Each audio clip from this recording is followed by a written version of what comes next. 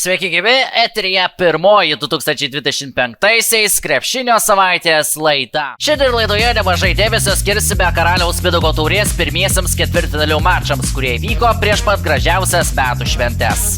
Pirmajame ketvirtfinalio mače gruodžio 21-ąją susitiko Klaipėdos Neptūno ir Vilniaus Ryto ekipos. Sostinės krepšininkai 78-67 nugalėjo namuose žaidusią Klaipėdos komandą ir prieš atsakomąjį mačą įgijo 11 taškų persvarą. Nugalėtojams 20 taškų surinko ir 11 kamuolių atkovojo Gytis Masiulis.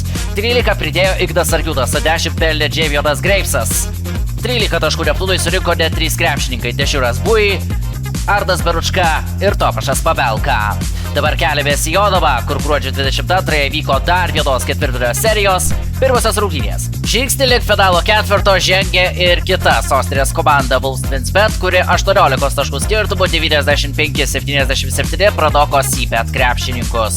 Nugalėtojų gretose tikras spektaklį surengė Anthony Kamanas, pelnęs 27 taškus, 15 pridėjo Trišitas Tarmanas, 14 Anthony Andriusas. Pralaimėjusių gretose 16 taškų surinko Simas Jarumbauskas, po 12 Erikas Venskus ir Mikelas Kirvesas. Na, o mes keliamės į dar du ketvirtfinalių mačus, kurie buvo sužaisti gruodžio 23-ąją. Pirmajame iš jų užtikrinta Kauno Žalgirio pergalė Šiauliuose. 107-88. Tokiu rezultatu baigėsi pirmoji šiauliečių ir kauniečių tarpusavio dvikova. Nepaisant to, kad čia dvikova stebėjo sausakimša Šiaulių arena, ji savo palaikomos komandos pergalės neišvydo.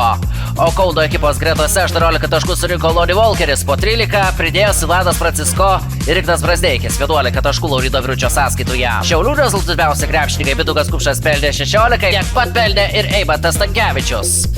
Jerry Bleisas pralaimėjusiems pelnė 15 taškų, o Marius Valinskas surinko 10.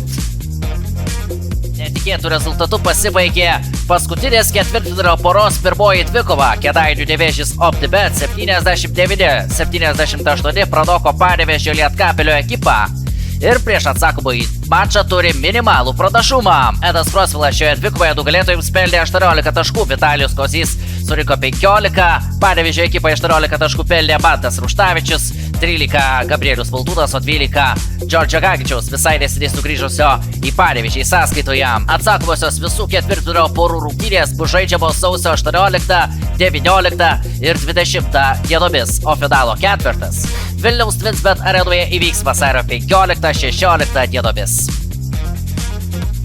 Ir dar apie Lietkabelį. Sausio 2 planuotos Europos taurės rungtynės tarp panevėžiečių ir Olimpiados Sidvito Olimpijo ekipų neįvyko. Pirmasis apie varžovų komandos nesklandumus keliaujant į Lietuvą paskelbė Basket News žurnalistas Donatas Urbonas, o kiek vėliau Eurolyga išplatino oficialų pranešimą, kuriame skelbiama, kad rungtynės nukeltos. Tai jau ne pirmas kartas, kuomet nukeliamos panevėžiečių rungtynės. Tas pats nutiko ir su Valencijos ekipa, kuomet teko keisti rungtynių datą dėl stichinių nelaimių. Lietkabelio varžovų kelionę Lietuvą apsunkino prastos oro sąlygos ir dėl jo atšaukti skrydžiai. Na, o laidos pabaigoje nusikelkime į Kauną, kur įvyko Eurolygos dvikova tarp Žalgirio ir Pirėjo Olympiakos ekipų. Kauniečiai prieš vienus Eurolygos lyderių šioje dvikovoje pirmavo 31 minutę, negana to po pirmųjų dviejų kėlinių kauniečiai pirmavo 12 taškų persvarą. Tačiau žalgiriečiai lemiamu metu užduso Olympiakos gynybos gniaužtuose ir pralaimėjo 85-92. Šis pralaimėjimas trečiasis, kurį Žalgiris užfiksavo Eurolygoje iš eilės. O per šį susitikimą kauniečiai prarado net 19 kamuolių. Tai sezono antirekordas. Dar vieną solidų pasirodymą Eurolygoje surengė Silvanas Francisko, kuris pelnė 22 taškus. Davidas Rydis pelnė 12, Lonnie Walkeris 11, varžovams 24 pelnė Saša Vezenkovas. Artėjančią savaitę kauniečių laukia dar viena namų dvikova su Madrido Real, kurį jau kartą pavyko įveikti. Na, o pirmoje šių metų laidoje tai jau viskas. Pasimatysime jau kitą savaitę. Iki!